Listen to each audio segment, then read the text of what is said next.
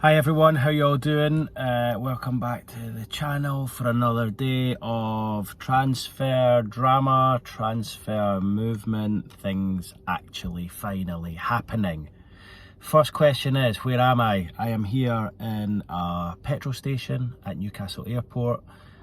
Not getting petrol, but charging my car because I was back down to 3% charge in my car. And I had to get here quickly today. And the reason for that is in the headline of my title, because we saw Jacob Ramsey land in Newcastle short time ago, about 5:30, so about 20 minutes ago, here tonight, and I was there to capture the moment. So I'm going to show you that video, but before I get into it, if you're new to the channel, please do subscribe. If you've not done already, please do subscribe, because I'm trying my best to provide you guys as much transfer news and views as I possibly can, and hopefully by now you realise that I'll tell you it real. I'm not gonna put false information out there or try to like put stuff out there for clicks, which there seems to be a lot of people doing at the moment. Everything is how it is, and I'm dealing with facts and not rumours. I hate when people come up to me in the street and say, any rumours, Keith, any rumours? We don't deal in rumours, we only deal in facts and news. So Jacob Ramsey exclusive video to come. We were at the airport for his arrival, but please do subscribe. Give me a thumbs up if you like this video, and leave your comments on the Jacob Ramsey signing. So anyway, we're here in Newcastle, lovely sunny night. I'm charging the car, as I say, because I've got 3% battery, and I had to quickly get to the airport tonight. I've been in Sunderland at their press conference with their manager ahead of the new season, to get wind that Ramsey was arriving tonight. So he landed at 5:30 tonight by private jet, into the private terminal here at Newcastle Airport, and Newcastle trying to get this one done as quick as they can. He will have his medical this evening. I would be very surprised if Newcastle got this done in time for him to play against Aston Villa on Saturday. Obviously the team will fly down tomorrow afternoon. These things normally take 24 to 48 hours going by Newcastle's last few, so I would be amazed if he'd get it done to get him in the squad. However, what I will say is they're trying to do things quickly. He's having the medical tonight. I would imagine it'll go into tomorrow. There'll be parts, tests and bits and pieces of the medical that he has to do tomorrow. Of course, Eddie Howe speaking tomorrow at his news conference, so we'll get his views on Ramsey and where the things are at generally with the transfer window. Of course, I'm sure it'll be dominated by the Alexander Isak situation, but yeah, he'll continue that medical tomorrow, and then look, when will they announce it? I don't know.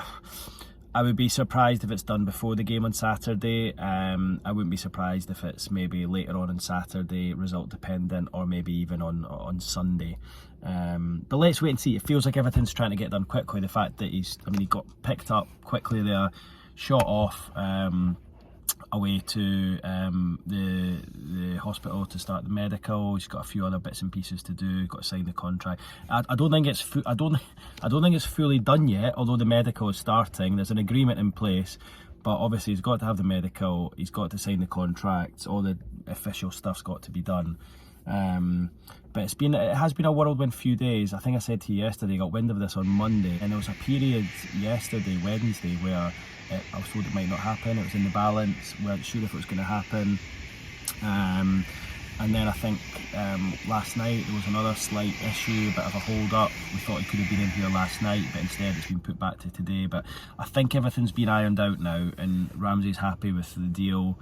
Villa are happy with what they're getting. I mean, it seems good business for Newcastle, but it also seems really good money for Villa as well, given the fact that it represents pure profit for them. It's actually, I know there's been a few reports out there saying it's 38 million or 40. It's 39 million. 39 million plus a potential £4 million in add-ons. I'm told those add-ons are quite hard to achieve. So really it's a £39 million deal. It could rise a little bit depending on sort of individual and team success, but yeah, £39 million. So look, as I say now, a 3 seems to start any transfer. A lot of midfielders gone for big money this window, so it feels about right. I think 35-40 million pounds is about right for Jacob Ramsey, and as we know, it's a player Eddie's liked for a long time. He can play multiple positions. I said last night, you know, I could see him playing wide left in a midfield 3 as he has done with Villa. But also I think Eddie said that he likes the thought of him playing one of the midfield three as well. So it gives a good option on that left-hand side rather than Joe Linton. So it'd be a really strong, dynamic midfield with either Joe Linton or Ramsey to partner Bruno and Tonali in there. And it's a replacement for Sean Longstaff, isn't it? And as much as well as Sean Longstaff has done, he's been a great servant to the club, really good player. It was time for him to try something new.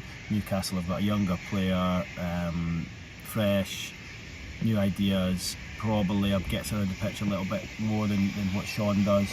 It feels like a bit of an upgrade from that, but it's just another player who can come in and play multiple positions, and it's just the evolution of the team now. And as I say, a player Eddie has liked for a long time now. I think he tried last summer to sign him, maybe the January before that as well. They're all rolling into one of these transfer windows now, but he has tried a couple of times before, and Newcastle again have taken advantage of the fact that Aston Villa need to sell. They did the exact same thing when they took advantage of the Anthony Gordon situation, brought that transfer forward. I think if you asked anyone involved in the recruitment at Newcastle or Eddie Howe, I don't think they would have probably foreseen signing Ramsey this window, but the opportunities presented itself with the situation that Villa are in. So Newcastle, and fair play to them, have swooped and they've got their man. So he will sign a 5-year contract, which of course takes him up to the age of 29, and he'll come in and be that 6th midfielder. So things looking a bit better in the midfield now, I have to say. That midfield looks strong. You've got 6 players for 3 positions. And obviously with Malik Chow coming in now, you've got Chow or Schär for right-sided centre-back, Burner Botman for left-sided centre-back. And then you've got, Trippier and Livramento right back, and you've got Hall left back, but of course Livramento can also play there, Burn can drop in there, you've got Kraft can come in right back, and you've got, it feels quite good across the back now. You've got Ramsdale and Pope, 2 good goalkeepers. It feels like Eddie's wanted 2 players for each position, and he's getting there. Elanga obviously is an upgrade on Murphy, but Murphy a great option to have, so 2 good options. Speed merchants down the right. On the left you've got Barnes and you've got Gordon, but obviously, as I said in my video last night, Gordon probably at the moment seen more as a central striker, so you've got Barnes, but you can also play Ramsey there as well, so Ramsey can fill in either left midfield or central midfield, so it's good to have that option there, players who can play different positions.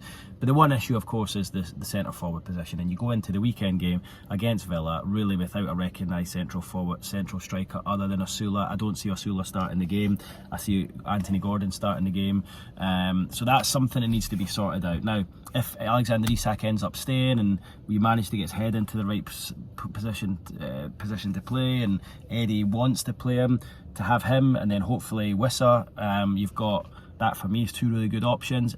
If Isak does go or is unavailable to play, you've got Wissa and you've got Gordon. So look, that's the one part that isn't looking good, and I've seen a lot of people on social media right now in the last couple of days saying, actually, do you know what, this window's actually good after all. If you can park the Isak stuff, it's actually okay. Well, you can't park the Isak stuff because it's been the overriding problem of the transfer window. It's been the biggest story in this whole transfer window anywhere, so you can't ignore that's not there. That still is, and if the window ends without a positive solution to that, or he goes, for me it's still been a bad window. But if he does stay, and in a few weeks time he can get his head into the right place and he does get back to scoring again, then it is probably a positive window. It hinges on the Isak situation for me. It's still up in the air. Does Ramsey come in and strengthen the starting 11? Probably not, but what he does is he gives you extra numbers. Does Elanga come in and strengthen the starting 11? Yes. Does Chow come in and strengthen the starting 11? Yes. I'm not sure that's the situation on Ramsey, but I think with him, I don't think you can strengthen that midfield 3 with him being in there. But it's good strength and depth, and another good player that Newcastle can improve. And let's be honest, Eddie Howe's just had a brilliant track record with improving players, hasn't he? I'd imagine he'll do the same with Ramsey again. So there we have it, guys. Keen to hear what Eddie Howe's got to say tomorrow. Loads to put to him on Isak and everything else.